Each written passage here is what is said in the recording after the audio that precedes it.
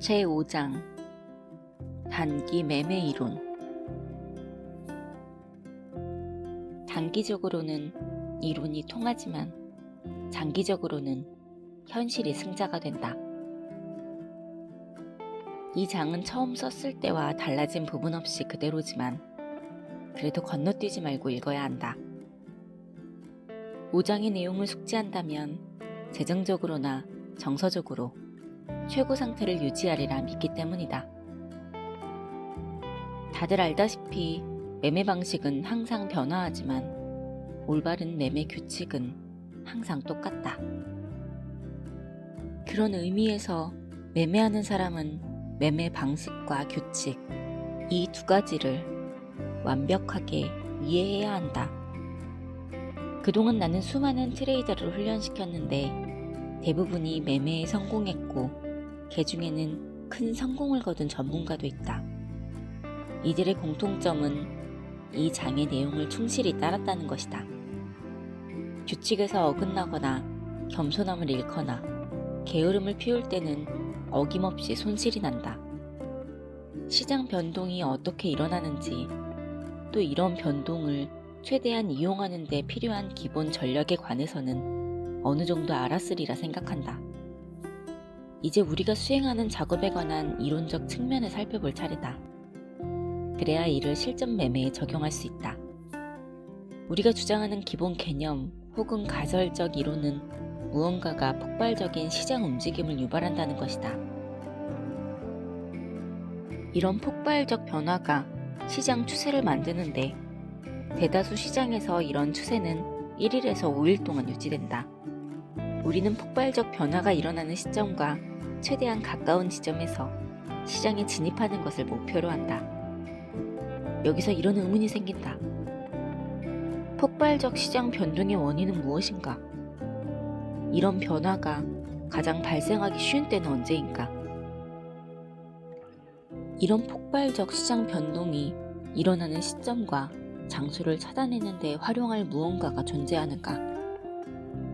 이상 언급한 문제는 내가 거의 평생을 바쳐 연구해온 주제라 하겠다. 문제가 무엇인지 모르면 그 문제를 절대 해결할 수 없다는 사실을 나는 아주 오래전에 깨달았다. 이 까다로운 문제를 내가 전부 풀었으며 이에 대한 해답을 모두 알고 있다고 말하기는 어렵다.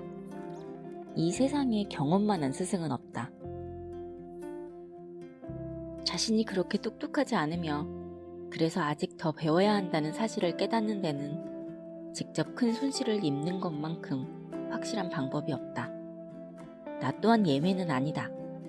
나는 지금도 손실을 내고 있으며 그래서 배워야 할 것이 아직도 많다. 앞으로도 그럴 것이다. 이런 폭발적 변화를 일으키는 가장 큰 원인은 바로 뉴스다. 그러나 뉴스의 기초에 매매하는 데에는 어려움이 있다. 첫째, 뉴스란 것은 마치 날씨처럼 순식간에 그리고 예측하지 못하는 순간에 변할 수 있기 때문이다. 뉴스 혹은 시장에서 일어나는 변화는 그야말로 예측 불허다. 무작위하게 일어나는 사건이나 뉴스에 시장이 이리저리 휘둘린다. 수학자가 너를 뛰는 시장을 술에 취한 선원에 빗댄 이유도 바로 여기에 있다. 즉 뉴스에 따라 가격이 오르락내리락하며 시장이 출렁대는 모양새가 딱 연상되기 때문이다. 둘째, 우리는 뉴스 취득 먹이사슬에서 맨 아래층에 있기 때문에 어떤 뉴스든 가장 늦게 접하기 마련이다. 셋째, 우리가 보거나 관찰하는 사실 가운데 어떤 뉴스가 미래 예측을 가능하게 하는지 알 수가 없다. 넷째, 그간의 매매 경험을 비춰보건대 뉴스에 가장 근접한 혹은 가장 먼저 취득하는 사람들은 그 뉴스가 공표되기 전에 행동에 나선다. 은행원은 재무부 채권에 관한 내부 정보를 보유할지 몰라도 소선물에 관해서는 잘 모를 것이다. 반면에 소선물에 관한 정보는 가축 사육장 책임자가 알겠지만 이 사람들은 채권에 관해서는 잘 모른다. 모든 뉴스 출처를 통제하는 이른바 일루미나티 같은 집단은 존재하지 않는다. 영화 컨스피러시에서 멜 깁슨이 연기한 제리 플리처에게는 음모론이 통했지만 시장에서는 먹힐리 만무하다. 그 영화를 잘 모른다면 대신 맷 데이먼이나 톰 크루즈를 떠올려보라. 이 책 초판을 쓸 당시 내 고고학 탐사 이야기를 담은 하워드 블룸의 책 엑소더스에 관한 비평글이 여러 잡지와 신문에 실렸다. 그 가운데 하나를 보니 내가 사는 집 주소를 잘못 적었고 직업과 나이, 자동차, 나에 대해 묘사한 내용 등등이 전부 사실과 달랐다. 간단히 말해 나와 인터뷰한 기자가 쓴 내용이 사실과 달라서 그 내용을 내가 믿을 수 없으면 그가 오렌지 주스나 비리, 기름 등에 관해 명백한 사실을 썼더라도 믿기 어렵지 않겠는가. 요컨대 언론이 하는 말은 콩으로 메주를 쓴다고 해도 일단 의심부터 하게 된다는 말이다. 월스트리트 저널 같은 권위지라도 예외는 아니다. 1998년 초에 이 신문은 미 연방준비제도의 내부 소식통에 따르면 연방공개시장위원회가 금리를 인상할 가능성이 매우 높다고 보도했다. 우리는 6주 후에 연준이 금리 인상 문제를 표결에 붙인 결과 반대 10일에 찬성 1로 금리를 인상하지 않기로 결정했다는 사실을 알았다. 그런데 최소한 2차례에 걸쳐 월스트리트 저널 기자들이 자신들이 보유한 주식을 좋게 평가했다는 사실이 드러났다. TV도 예외 없이 이와 똑같은 문제가 있었다. CNBC의 대표적 내부 소식통 댄 도프먼은 위 사례와 비슷하게 시청자를 호도한 혐의로 방송계에서 퇴출됐다. 몇 년 전에는 증권거래위원회가 제너럴 모터스와 특정 타이어 회사 주식을 공매도한 혐의로 저명한 사회운동가 랠프 네이더의 모친을 고발하기도 했다. 네이더는 거대 자동차 회사인 제너럴 모터스를 상대로 차량 결함에 대한 소비자 소송을 제기해 유명해졌는데 소송 직전에 모친이 그 회사 주식을 팔아치웠다는 사실에 사람들은 씁쓸한 반응을 나타냈다. 우리가 뉴스의 진위를 파악할 수 없다면 대체 어디에 주목해야 할까? 기술적 분석가와 단기 가격 변동에 초점을 맞추는 트레이더는 대부분 이렇게 말한다. 가격 추이. 차트에서 가격 변동 추이를 살펴볼 때 긍정적인 부분은 1. 가격 패턴 2. 가격 추이에 기초한 지표 3. 가격 추세 혹은 모멘텀이라는 가장 공통적인 세 가지 요소를 살펴보며 분석해야 할 사항이 많다는 점이다. 그리고 이 세 가지보다는 더 일반적인 네 번째 도구는 바로 시장 간의 관계다. S&P 500 지수 차트를 떠올려보라. 채권 가격이 상승 추세일 때를 매매 기준점으로 설정하면 매매 성과가 얼마나 더 나아지는가. 시장 간 관계에 관한 사례 부분은 나중에 더 상세히 다루겠다. 마지막이자 5번째 자료는 일반 대중의 입에서 나온다. 이런 유형은 나중에 보면 맞는 내용보다 틀리는 내용이 더 많다는 점이 문제다. 평범한 수준의 트레이더는 단기적으로는 투자 혹은 투기라는 게임에서 패배자가 된다. 늘 그래왔고 앞으로도 그럴 것이다. 그동안 한간에 떠돌던 수치 자료는 이렇다. 주식이나 상품 선물을 매매하는 일반인 가운데 80%가 투자 자금을 전부 잃는다고 한다. 따라서 이런 사람들이 시장에 들어오면 가격이 급변하면서 우리 같은 사람은 단기적으로 이익을 얻는다. 이런 대중의 심리와 행동 양태를 측정하는 다양한 방법이 있으며 이런 측정치를 심리지표라고 칭한다. 나 또한 심리지표를 자체 개발했기에 이에 대한 신뢰가 크다. 이 지표는 제네시스 파이낸셜 데이터에서 이용할 수 있다. 나는 이 개념을 닉 벤시너가 2000년에 발표한 기술적 분석에 대한 새로운 사고에서 처음 언급했다. 우리가 해야 할 일은 현 시황을 강세장 혹은 약세장으로 보는 자문가 및 관련 웹사이트 등이 각각 몇이나 되는지를 매주 측정하는 것이다. 이는 지금까지 사용했던 것 중 가장 강력한 도구의 하나다. 내가 하는 말을 무조건 받아들이지 마라.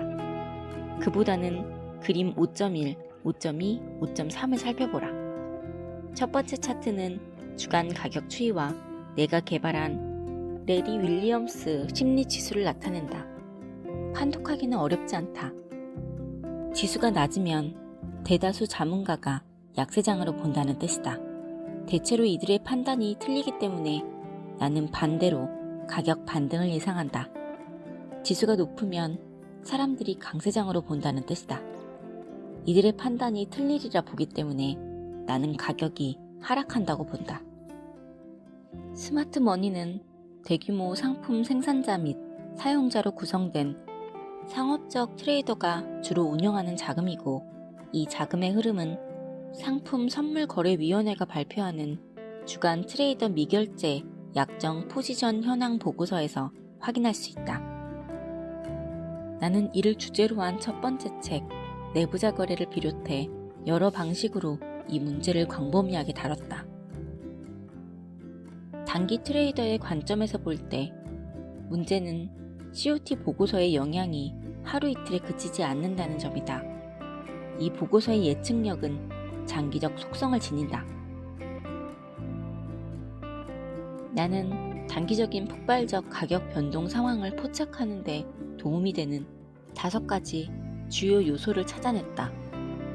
가격 등락 흐름에 올라탈 수 있도록 시장 가격 구조에 이런 도구 혹은 사건을 추가할 것이다. 이런 도구는 전부 수량화가 가능하므로 이후의 관찰 사항과 도구를 수학적 모형으로 전환하면 된다. 그 다음 논리적 단계는 이렇게 전개된다. 즉, 수학은 항상 완벽하므로 매매에도 완벽한 해답이 있어야 하고 수학이 그 해답을 알려준다. 그러나 이 논리는 사실과 다르다. 기계적 매매 접근법 가운데 100% 완벽한 것은 없다.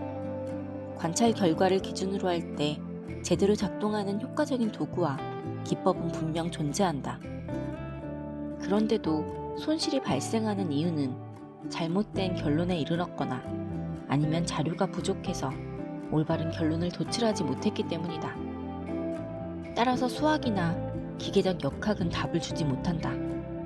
시장의 진실은 충분한 관찰과 자료에서 얻은 올바른 결론과 논리의 바탕을 둔다. 내가 이런 사실을 직설적으로 밝히는 이유는 투기는 특정한 지도자나 시스템 혹은 완벽한 접근법을 맹목적으로 따르는 게임이 아니라는 점을 알려주고 싶어서다. 시장에 관한 분명한 진실은 모든 것은 변한다는 사실뿐이다. 1960년대 초에는 통화량 증가는 강력한 강세장으로 간주됐고 항상 주가가 상승했다. 이유야 어쨌든 간에 1970년대 말과 1980년대 초에는 통화량이 증가하자 주가가 하락하는 결과가 나왔다.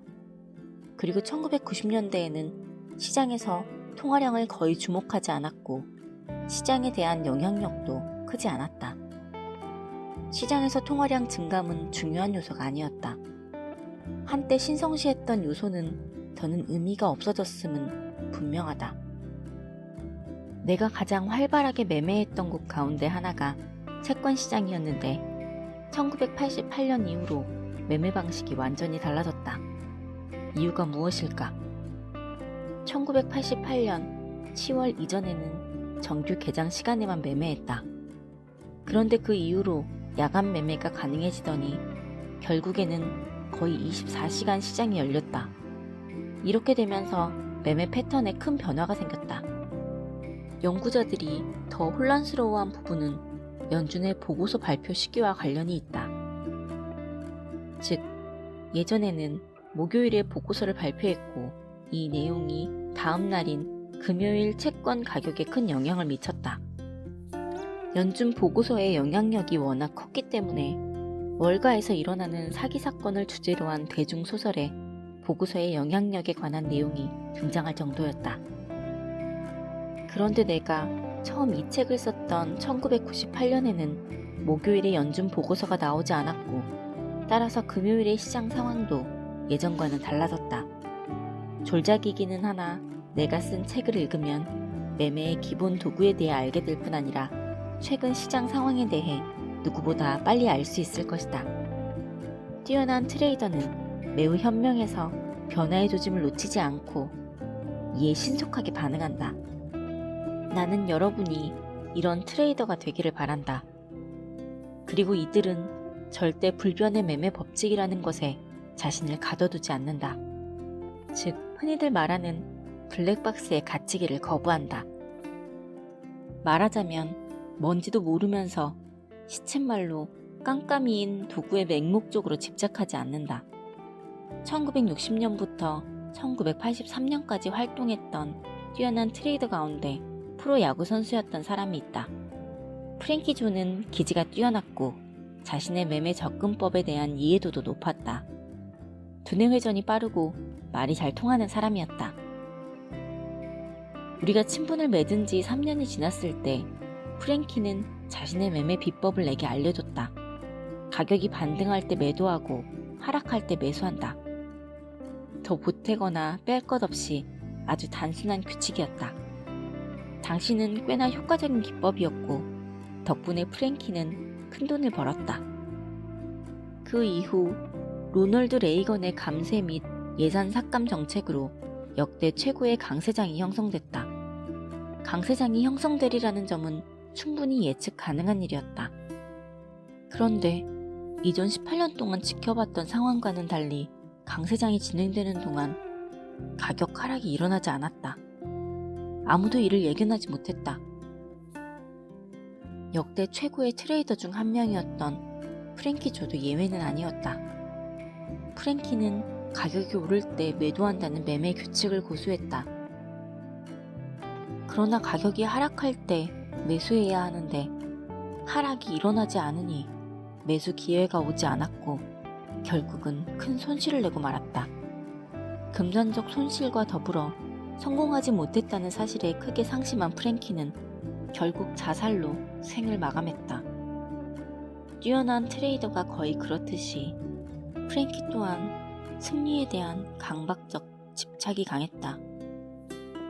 금전적 손실도 손실 이련이와 실패에 대한 좌절과 실망감 때문에 정신적으로 견디기 어려웠으리라 생각한다.